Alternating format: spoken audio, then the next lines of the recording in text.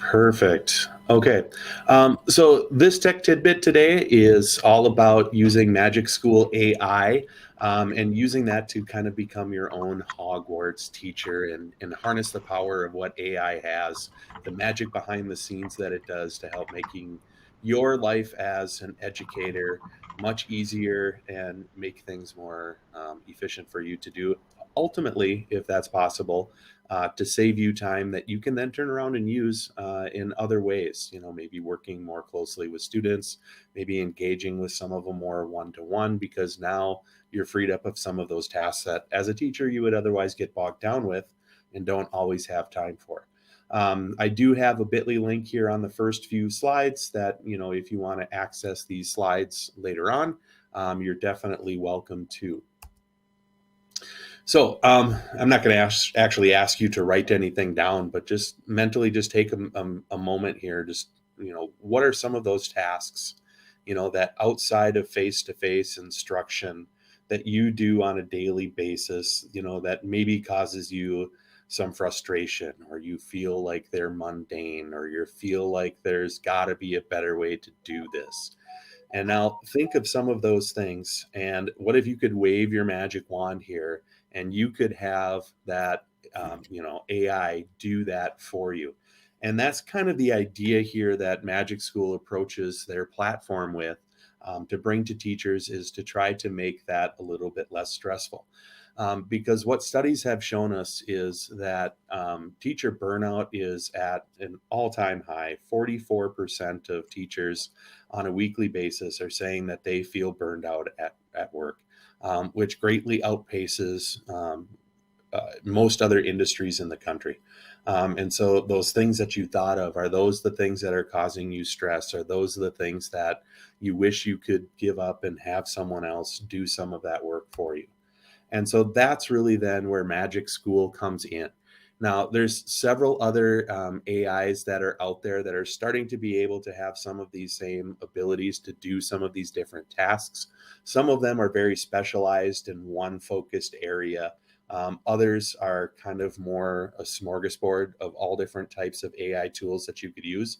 And really, that's kind of what Magic School is. It's kind of a one-stop shop here, where they have all sorts of different tools built into their platform with the idea of lightening that teacher's load, so that they can do what they actually probably wanted to become a teacher for in the first place, is to be able to work with kids, that face-to-face, that classroom time that we know is really, really valuable, but the time for that is really, really limited.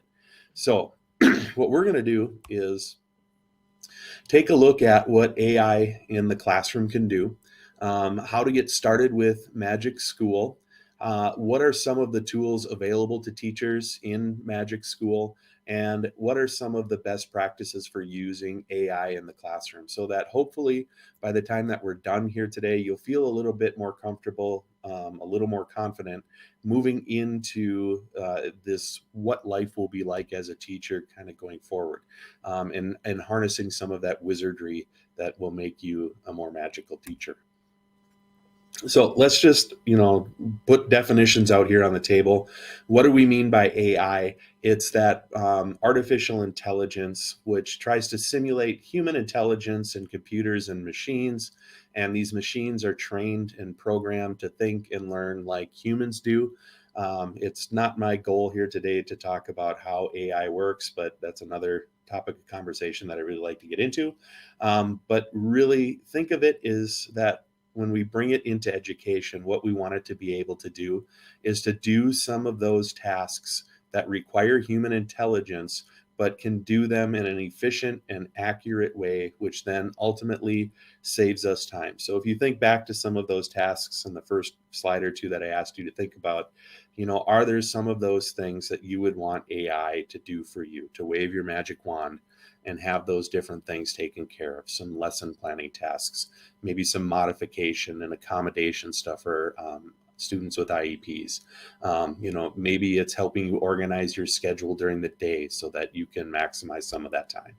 Any of those things AI can help you with. So how can Magic School's AI help teachers?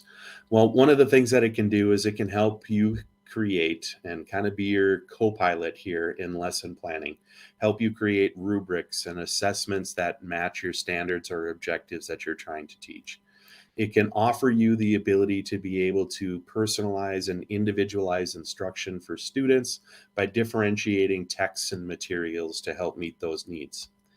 It can help you communicate more effectively with families and communities. You can use it to help generate emails that you may want to send out to all of your students, maybe, and their families, letting them know that conferences are coming up and that you're going to be available to meet with the parents of your students at these certain times. Or maybe you just need to send out some emails like, hey, Janie and Johnny, they're missing 5 assignments each and really need to see those get turned in.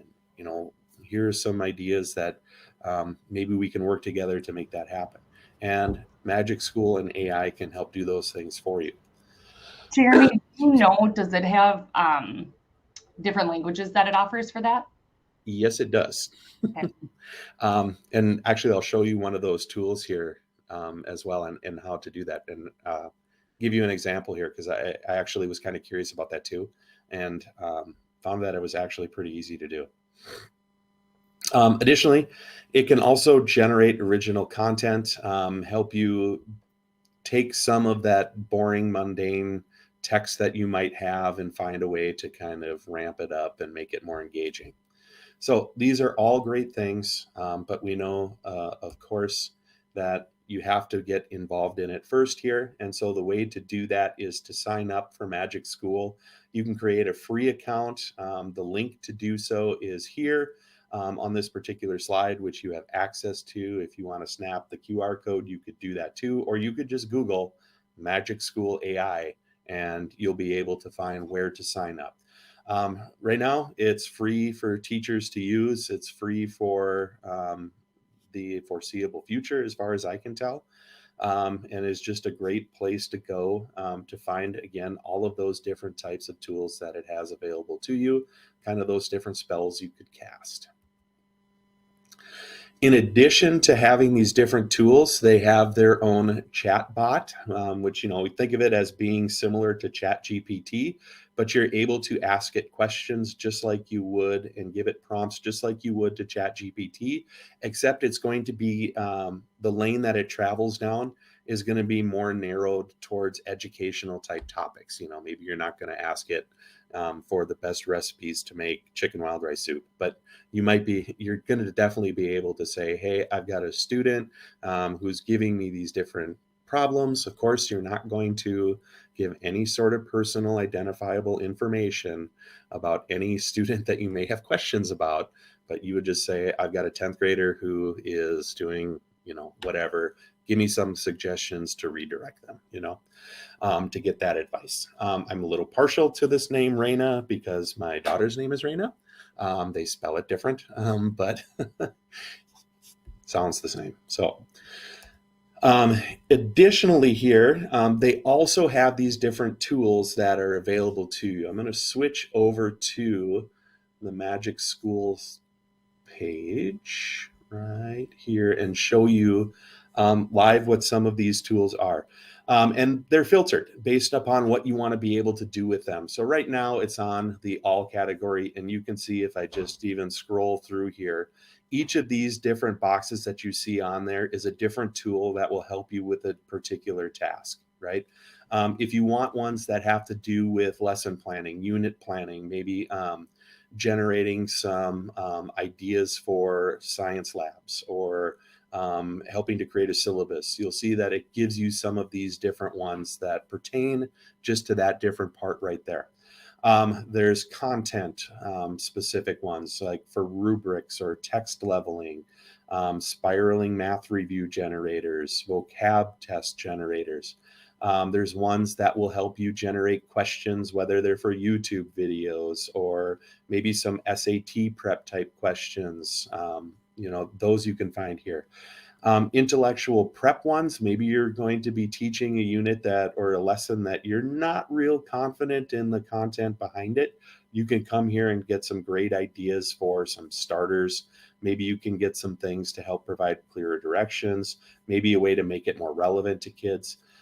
There's student support area right here that's going to be having things like accommodation suggestions, IEP generators. So it'd be great for a lot of that paperwork stuff that special education teachers have to deal with all of the time.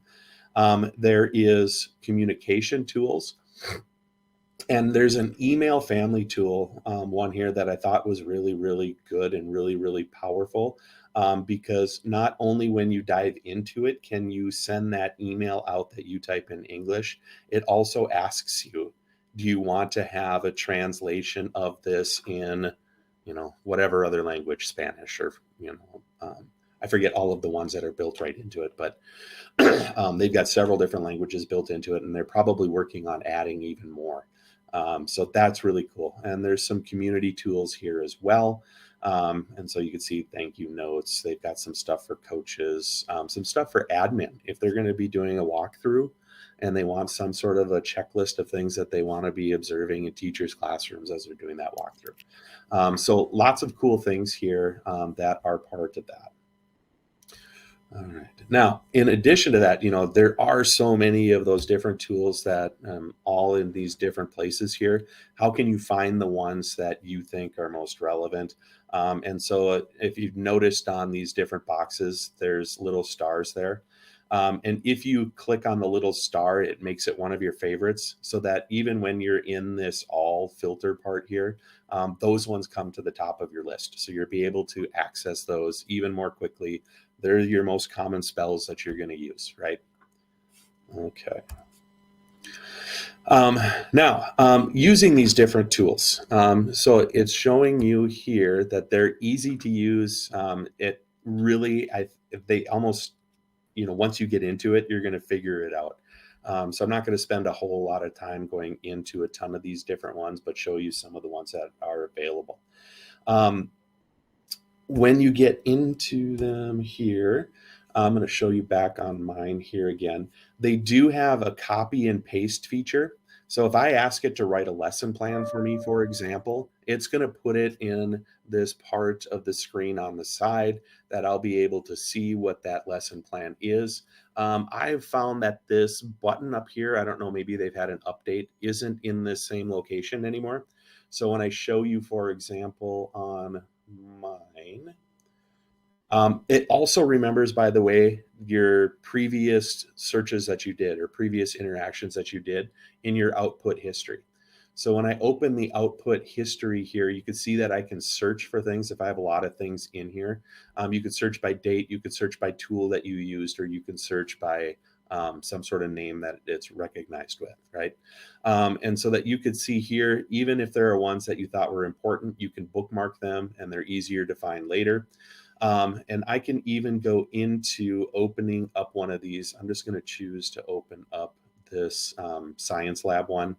I don't know why I just randomly picked that one. So you can see here what grade level that you want to use it for. What do you want them to be able to do? I said I want some hands-on investigation to explore the impact of human activities on Earth's climate. You can align it to a particular standard, and I found one right here that I aligned it with. And then if you want to give it any additional context, you can kind of do that too. And it comes out with this whole science lab generated here with things that include not just the procedures to do the lab, but also the reflection questions, assessments that you might do, and those sort of things. So really kind of neat. You can also ask it to see exemplars and non-exemplars of different things. But it's pretty kind of powerful, those types of things that you can do. Now, I said that copy paste button on that screen was up here. I have found that it's not necessarily always going to be right up there near the top. But once you create it here, I'm just going to ask it to redo it. That copy button comes up on the bottom. And so then what I can do is I can use that copy button. I can open up a Google Doc and I can paste it there. So if I didn't like some of the way that it did it, it's totally editable by me and I can make it the way that I want to just by copying and pasting it. So where did it put it? It didn't put it in there. Oh, it did. I just got to look a little further. It's this little copy button that's off to the side on the bottom, not up on the top where it looked like before. The other cool thing here is if you notice, there is a translate button that's right there on the bottom. Now, this is a lab report. It's not an email, but the email one would also have that too. So if I want to even just change this into, oh, my wife is Finnish. So there it goes. It's translating it into Finnish for me. Right? So pretty cool. Those different things that you're able to do with it, it's kind of part of that magic of AI, right? That we're going to find at Hogwarts, and we're going to make our Hogwarts much more like here. Okay, let's see. Now, just to show you some of the different tools, and then they're all linked here so that you can try them on your own when you have an opportunity later. There's rubric generators, academic content generators, email responders. There's even AI resistant assignment suggestions. So if your kids are really getting into AI, you're worried that they're going to try to cheat on the essay that you want to write, but you want to create something that they're not going to be able to use AI for. You can ask AI to suggest ones that are more AI foolproof. Not going to guarantee it's going to fix everything, but it would be a step in that direction. More things like syllabi generators, help diagnostic assessments and creating classroom newsletters, creating questions that could be, text dependent. They even have a teacher joke generator and a songwriter that you can do that will craft educationally appropriate jokes and songs. If you're a science teacher, all sorts of different things here that you can do, including 5E model science lesson plan generators, vocab generators, creating multiple explanations. If you're having a hard time explaining something to a student and are looking for another way to say it in a way that might make more sense to them, you can come to Magic School and be able to do those things. There's great tools here for math teachers. Sometimes we think that this is a text-driven thing and that, math doesn't always fit in very well with their symbols that they use and their numbers. But Magic School has found a way to make that work for many of them too. Excuse me again. If you're a special ed teacher, look at all the different tools that are at your disposal. And I would say that these shouldn't be limited to just special ed teachers, that many of these tools here can also be used by a classroom teacher to create accommodations, maybe to level text more towards what that reading level of that student in particular that you're thinking of is. So great ones. And again, using that link to this presentation, you could check out all of these different tools, or you can go back onto Magic School, find that box that's going to be able to allow you to do that. Now, there are some little tips, some hints here that are going to help make you think about what's the most effective way to use some of these tools in the best way possible to get the most educationally sound use out of them. Remember that AI is only as good as the data that it's trained on, including Magic School. And so always be willing and always be ready to check it for bias, check it for accuracy. If something sounds fishy, it could be that the AI is doing what it's called hallucinating and making stuff up. And that really, it does happen. So double check the sources, double check that anything factually based is going to be sound. Odds are, you remember how we used to talk about like Wikipedia? Oh, don't use Wikipedia because you don't know who wrote it. So you've got to, if you use Wikipedia, always check it. This is kind of like that. If you're going to use not just Magic School, but any AI, be willing to give it a little bit of a double check. I really like this second one here, and this is helping making my job even much easier as well, is the 80-20 approach, right? Have AI do 80% of the work for you, but always go through and make those tweaks for it on your own. My son, who is actually applying for internships this summer for engineering in California, had to put together a resume. So, right, we go to ChatGPT and we say, ChatGPT, help us write a resume for someone who's going to be applying for an engineering internship for Northrop Grumman out in California. And so it went through and gave some great things to put in there. And then when I showed my son the skills that it said that you should list that you have, it had some great ones in there. And he's like, well, yeah, Dad, well, I do all of these things, but instead of using this particular program right here, we use this one instead. And I'm like, okay, great. Go in there and edit that and fix that and make that extra 20% of it here your own, so that it doesn't look necessarily like it's totally AI crafted, right? So that it looks much more like human like. And so he's like working on that right now, and hopefully he'll submit that today.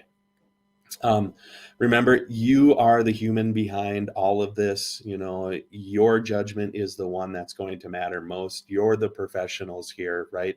You know how best to reach your students and what things will work with them and what things won't. So don't rely upon AI as being smarter than you, because maybe someday it'll be, but today it's not, and maybe we don't want to let it be either. Remember that AI, especially ChatGPT, covers events pretty well up through the later parts of 2021, but things that happened after that, they're not as that, well, they don't know about, because they're pre-trained and they have to have a cutoff date.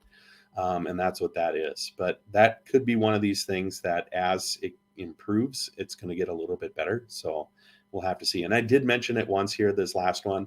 Please do not share any personally identifiable information about students. And I would be even hesitant about yourself as well. Just saying, I'm a classroom teacher of third graders, but you don't have to say I work in, this district in Minnesota and my name is, or anything like that. And my social security number is, I would definitely avoid any of those sort of things. Okay. Now, here's where you get to turn yourself loose. Think about how you're going to use these different tools. Is there something here that really clicked with you? Maybe it's creating an assignment. Maybe it's developing a lesson plan. Maybe it's developing a rubric. Maybe it's creating a test. And try out different things that you think are going to work for you. There's also these other fun tools just to dive in there and explore around for a little while, just to see what powerful things that these wizarding tools of Magic School can do for you. So at this point, I'm going to kind of end the recording.